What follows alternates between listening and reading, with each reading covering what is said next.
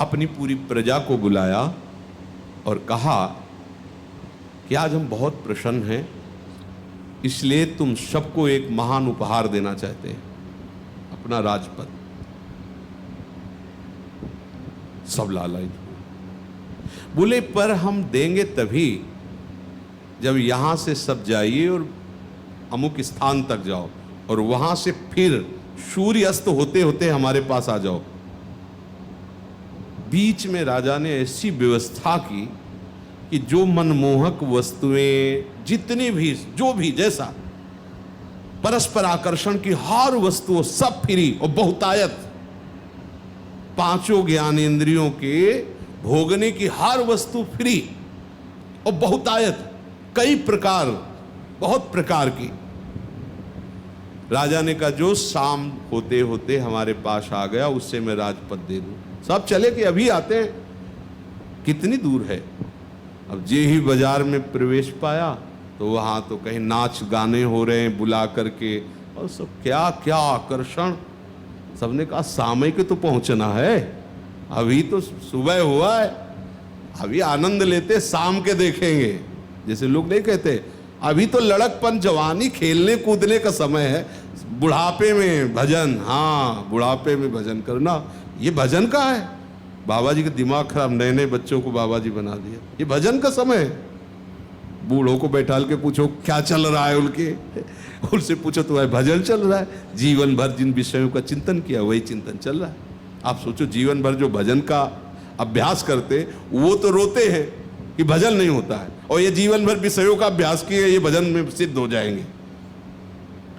सब लग गए।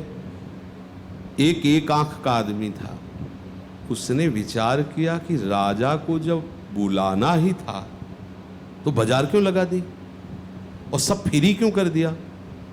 इसका मतलब हमको जब बाजार में प्रवेश होना है तो सिर्फ अपने मार्ग को देखना है, इधर उधर देखना ही नहीं। और काना वैसे ही था, एक दृष्टि थी। अब वो सीधे ऐसे, अब वो एक दृष्टि चूकेगी तो गिर जाएगा ना, क्योंकि एक तो है ही नहीं, दो है ही नहीं, एक ही दृष्टि है। तो अब कोई हाथ पकड़ के खिंचराओ, इधर हंसी मजाक विनोद, बड़ी सुगंध आ रही पके हुए पदार्थों के भोजन की, बड़े आकर्षण, हीरा जवाहरात, ये वो सीधा हो पार करता हुआ हो। तो वही राजा के पास पहुंचा। राजा ने उठकर उसका आलिंगन किया और अपने पास बैठा लिया। इस दृष्टांत का आश्रय हमारे प्रभु ने विनोद में हम सबको भेज दिया इस बाजार में, संसार बाजार में। अब लौट करके खेल है, अब लौट करके जो जीवन की शाम होते होते हमारे पास आ जाए तो सायुज्य मोक्ष, सारूप्य मोक्ष, सामीप्य, सारिष्ट, ये सब वही है, राजपद ही है। जो चाहोगे वो प्राप्त हो जाएगा। अब निकले, आए तो थे सब, गर्भ में वादा करके आए कि हम शाम तक लौट आएंगे, चिंता मत करो प्रभु, एक बार हमें निकालो इस गर्भ से, हम लौट करके जीवन की शाम होते होते हम आ जाएं।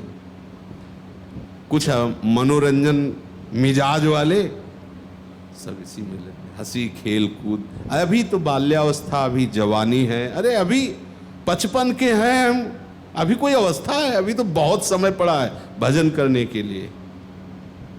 उनकी जीवन की शाम हो जाती, वो राजा तक वापस लौट नहीं पाते। एक आंख का तात्पर्य एक दृष्टि, केवल मुझे भगवत प्राप्ति करनी, बस केवल भगवत प्राप्ति, चाहे जितना आकर्षण भेज, मुझे श्री प्रिया प्रीतम में आकर्षित होना है, न किसी व्यक्ति में, न किसी वस्तु में, न किसी स्थान में, ना किसी भी इंद्रिय के विषय को नहीं भोगना है, नहीं। वो है एक दृष्टि, दो दृष्टि नहीं है कि इधर भी सुख है, एक केवल भगवत प्राप्ति करनी, बस प्राण चाहे छूट जाए। नारायण अति कठिन है हरि मिलन की बाट, या में पग पीछे धरे प्रथम शीश दे काट, वही शीश काटने का मतलब बस मुझे प्रभु चाहिए। अब वो बड़े आकर्षण होंगे, उससे भी तो होंगे आकर्षण, पर वो किसी को भी स्वीकार न करे। है सब कुछ, ये थोड़ी कि बाजार को तोप से उड़वा देगा, ऐसा नहीं है। सब कुछ है पर स्वीकृति नहीं है, अंदर से स्वीकृति है अपने लक्ष्य की, मुझे प्रियालाल चाहिए। और वो जीवन की शाम होते होते अपने राजा के पास पहुंच गया। हमारे राजा रानी गौर श्याम है, हमारी जीवन की शाम है, इस शरीर का अंत होते होते हम प्रियालाल के चरणों में समर्पित हो जाए। ये जीवन का रहस्य है। नहीं ये बाजार में फंस गए हम है। और कबीरदास जी ने कहा है कि माया महा ठगनी में जान, ऐसा नहीं कहा है।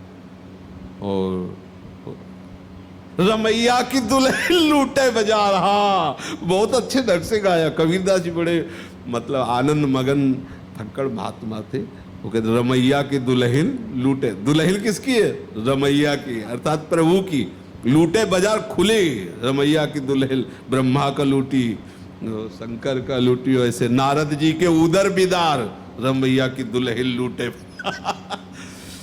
नारद बड़े बड़े महापुरुष, ये सब भगवान को प्राप्त भगवत स्वरूप है, लेकिन उन्होंने लीला करके दिखाया कि कहीं अभिमान मत कर लेना, भगवान की ऐसी दुरंत माया। तो सत्संग और कुसंग से बचना और निरंतर भगवत स्मृति में रहना। चाहे जितना भाग लो, काम आपसे बनना है, किसी दूसरे से नहीं बनना। जैसे कहा जाता है कि गुरुदेव कृपा से ही मोक्ष पद की प्राप्ति, मोक्ष मूलम गुरु कृपा। तो शायद है कि आप अभी समझ नहीं पा रहे होगे कि गुरुदेव का हृदय कैसा होता है, लेकिन उनकी कृपा का अनादर कर देने से क्या आपको परम पद की प्राप्ति हो सकती है? क्या आपको जो गुरुदेव उपदेश कर रहे हैं उसे स्वीकार करके मनन चिंतन न करो तो गुरुदेव की कृपा कोई आम का फल तो है नहीं कि ऐसे चूस लिया और मोक्ष पद मिल गया। गुरुदेव का कृपा कोई रबड़ी तो है नहीं कि पा लिया और बढ़िया पच गई। गुरुदेव की कृपा है उनका वचन। बंदो गुरुपद कंज कृपा सिंधु नर रूप हरि, महामोहतम पुंज जासु बचन। गुरुदेव का क्या है? सब अस्त्र शस्त्र वैभव गुरुदेव का क्या है? वचन। जासु बचन रवि करने का, उनके वचन से तुम्हें सब कुछ प्राप्त हो जाएगा।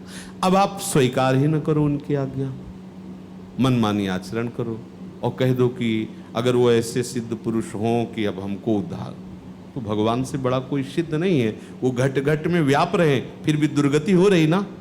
बड़े बड़े अवतारी महापुरुष हुए, क्या संपूर्ण संसार का